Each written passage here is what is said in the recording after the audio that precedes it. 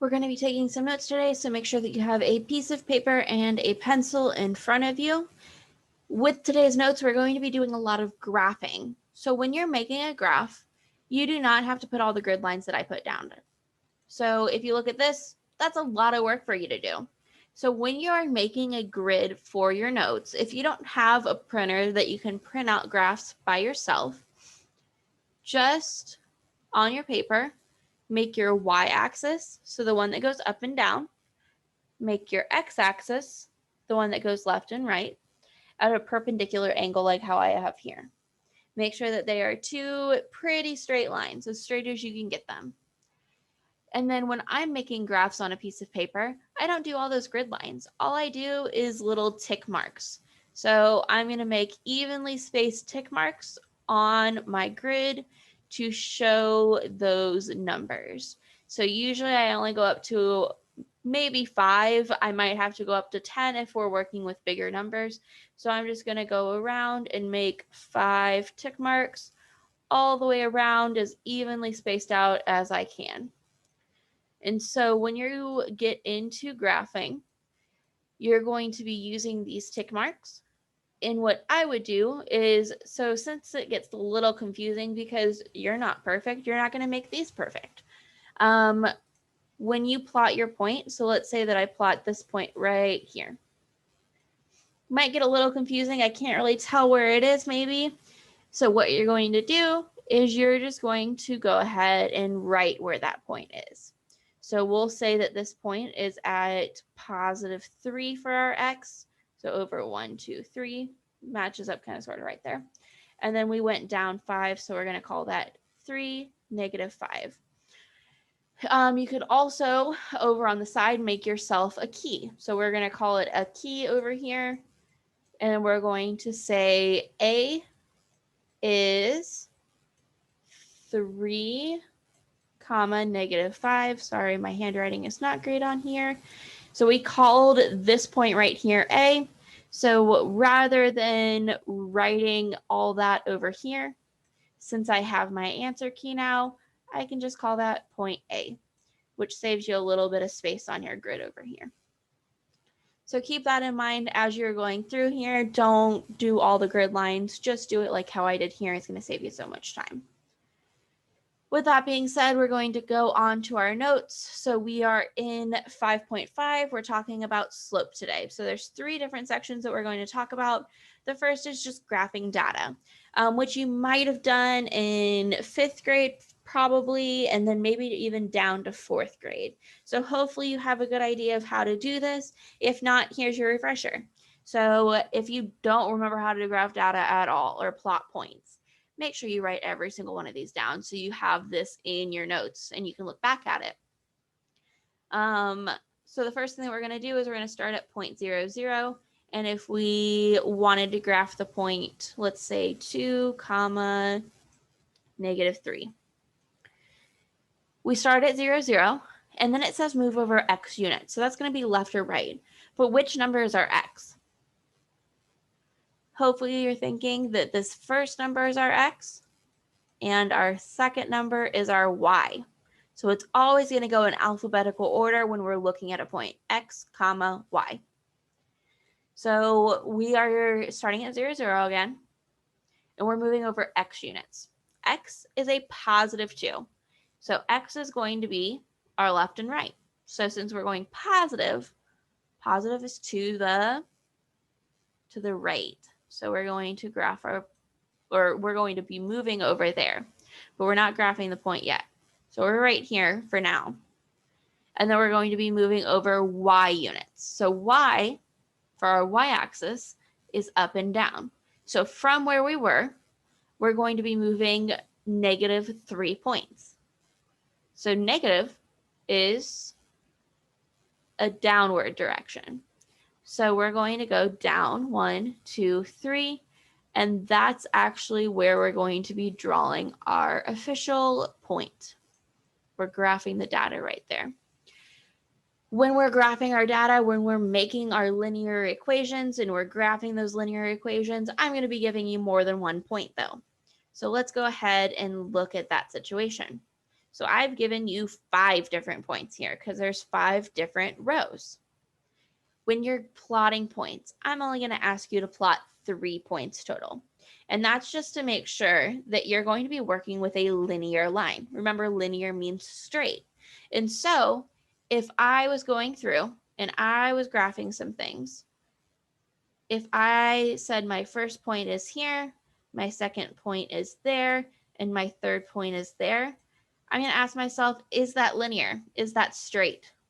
And our answer is no, it is not, because it goes up and then it goes down. It does not go in a straight line. So if I graphed those 3 points, I know that I messed up somewhere. I did something wrong. But if I ended up like with those 3 points and I didn't have that one, that is a straight line. And we'll talk about slope in a minute, and you can check with the slope.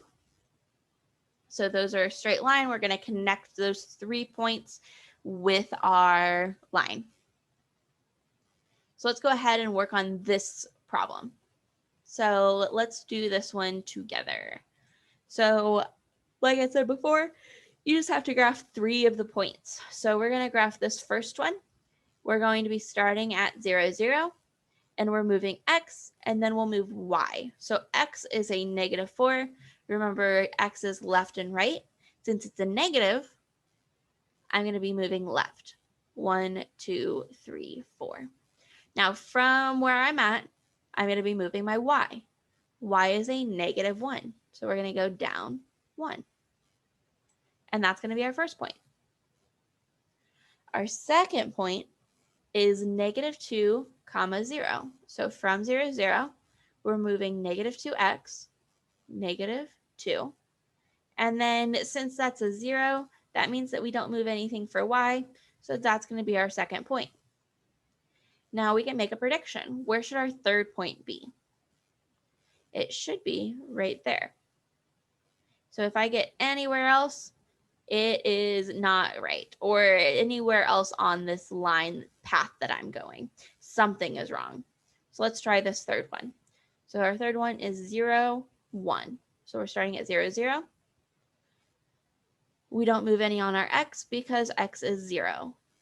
Our y is a +1. So we're going to be moving up 1 for our y. And that fits the path, so it's good to go.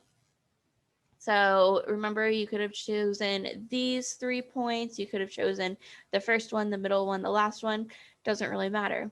As long as you have 3 that are connected, and we're going to draw our line all the way through our graph. We don't want to just kind of cut it off here. We want it all the way through the graph, because that's showing all the different possibilities that our line can be.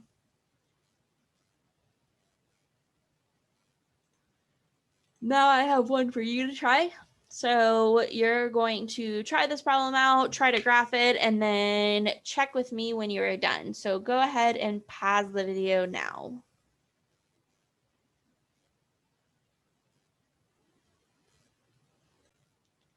And here's your answer. So I did all 5 points just in case you did some that I might not have done. But these are the 5 points. I drew my line all the way through my graph from end to end. Make sure that yours did the same, and make sure yours looks like mine.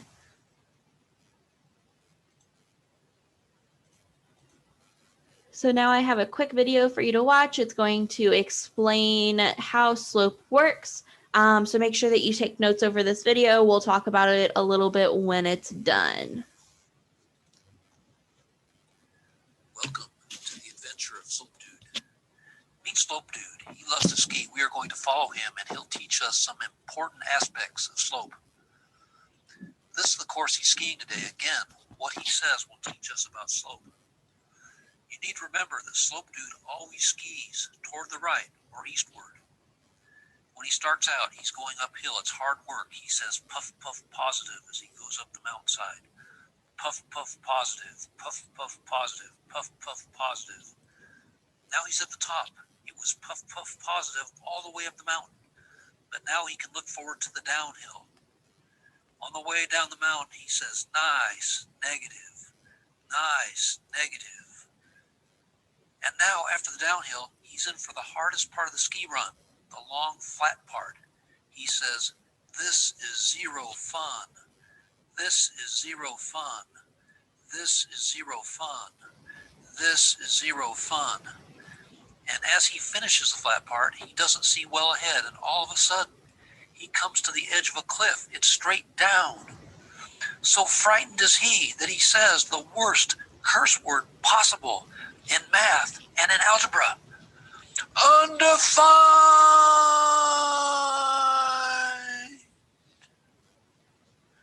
This has been the Adventure of Slope Dude. Remember always what he said during his ski trip. Up the hill or up the slope, he said, puff, puff, positive. On his downhill run, he said, nice, negative. On the long, flat part of the course, he said, this is zero fun. And finally, when he went over the vertical cliff and went straight down, he yelled the worst curse word of math and algebra, undefined. The uphill is a slope with a positive number. The downhill is a slope with a negative number. The flat part is a slope of zero. And the straight up and down or vertical part is undefined. This has been the Adventure of Slope Dude. Thanks for viewing. So I thought that video did a wonderful job, and hopefully you remember what Slope Dude said forever and ever, because this lesson is going to be with you until you graduate high school. So you're going to have to remember what slope is for a very long time. So let's talk about what he said. He said that there's 4 different types of slope that you're going to run into. So you can have a positive slope, and so that's going to be going uphill. So we always go from left to right, is what he said. So if we're looking left to right and it's going uphill, that's going to be a positive slope. If we're going left to right and it goes downhill, that's going to be a negative slope. We could also say that positive is up and right, and negative is up and left. These are going to be ones that you have to just memorize. So these are going to be in like one test problem over kind of a thing.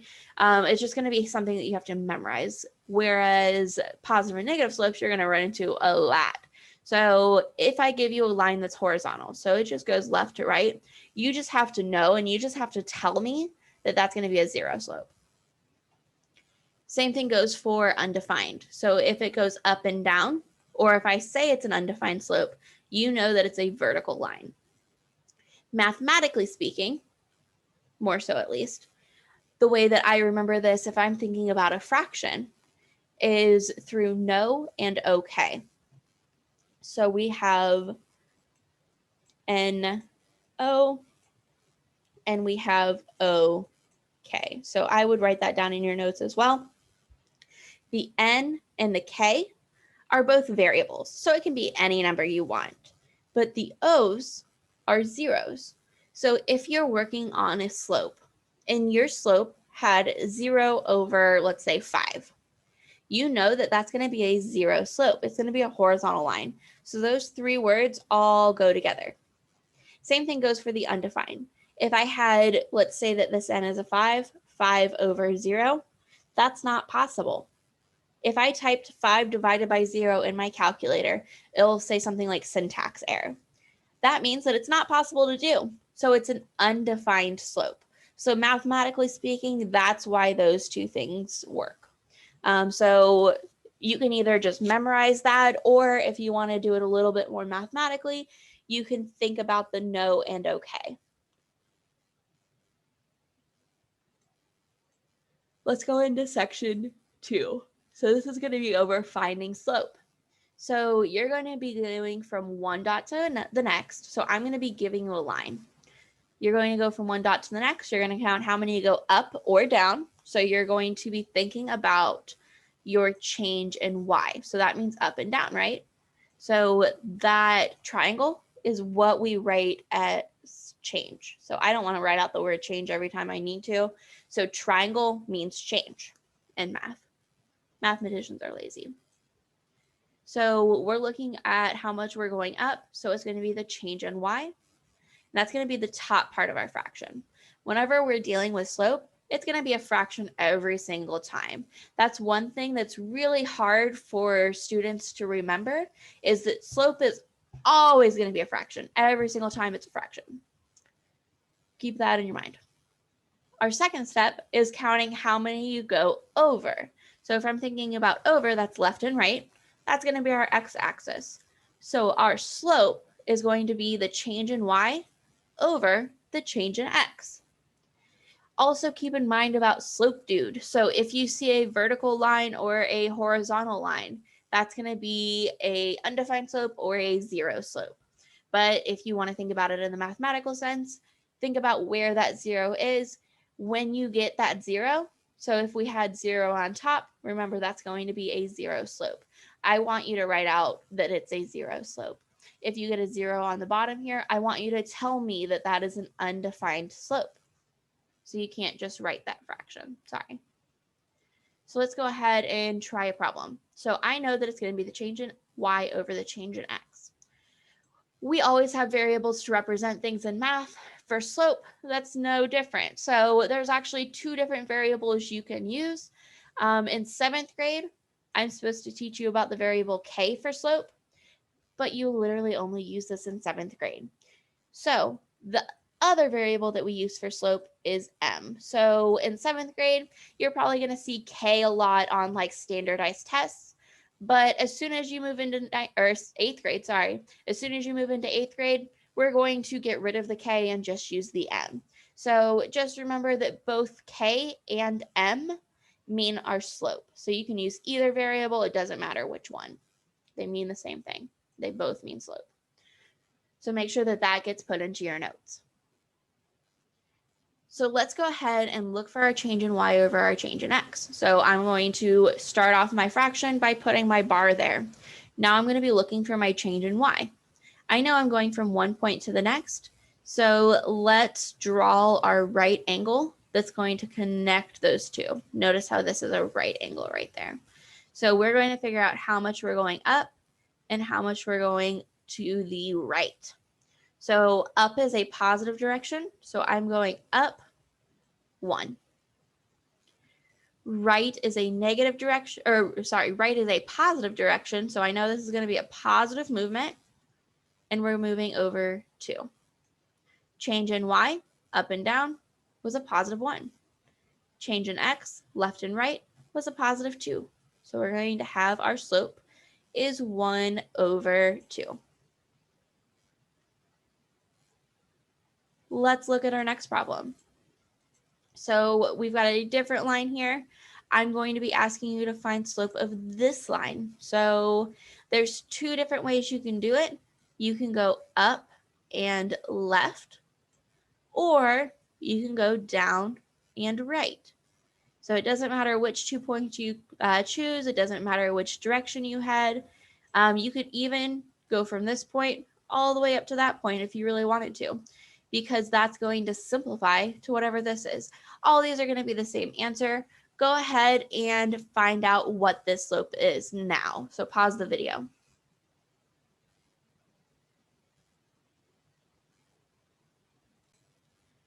And the slope that you should have gotten is -2. So if you look at this, it doesn't matter which direction I go. If I go up first or going down first, doesn't matter because I end up with the same thing. Notice between these two, it doesn't matter where my negative is because a negative divided by a positive gives me a negative. And same thing for a positive divided by a negative gives me a negative. So it doesn't matter which side of the fraction the negative's on, it's going to end up being the same. And then if you accidentally miss a dot and you go a very long distance, it should still simplify to that same slope that you found. You're just going to have to do a little bit more simplifying than your fractions, like how I had to do there. All right, our third and final portion of these notes is graphing, giving a point and the slope. So this is bringing everything that we learned together. We're going to be looking at a point and we're going to graph that point first, just like how we did in that first section. Then you're going to follow the slope from that point that we just graphed to get to our next point. So we're going to be thinking about the slope that we just talked about. And then you're going to repeat, you're going to at least do 3 dots, or you can go all the way from one edge to the other. When you graph your points, So that means that you're drawing the line that connects them all. I do need you to go from one side of the graph all the way to the other side of the graph because that line is showing all the possible points. That's why we have to do graphing, is to show all of our answers. So let's go into the section. So our first problem, we're graphing -3, -4, and our slope is going to be 3/2. So like I said before, we're going to start with our point. So we're looking at the point -3, -4. To graph that point, if you remember, we're going to start at 0, 0. And then we're moving our x distance. Our x distance is that -3. Negative is left. So we're going to go left 1, 2, 3.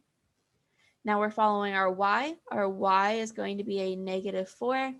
So we're going to be moving down because we're going -1, 2, 3, 4. And that's going to be where our first point is. Now to get to our second point, we need to follow our slope. So we're going to be starting from this point here, and we're going to be moving our slope.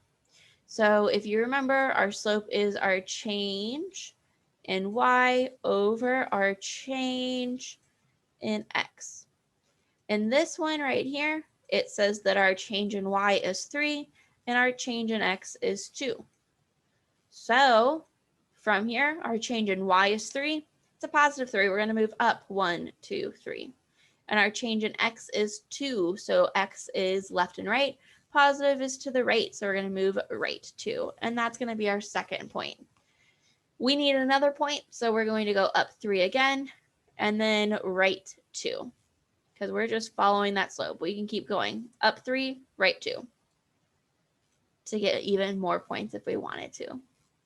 Once you have all your points drawn, you're going to draw the line that connects them all the way through your graph from one end to the other. Because these 4 are obviously points on the graph. We found those. They're going to be points on the graph. But right here is a point on the graph.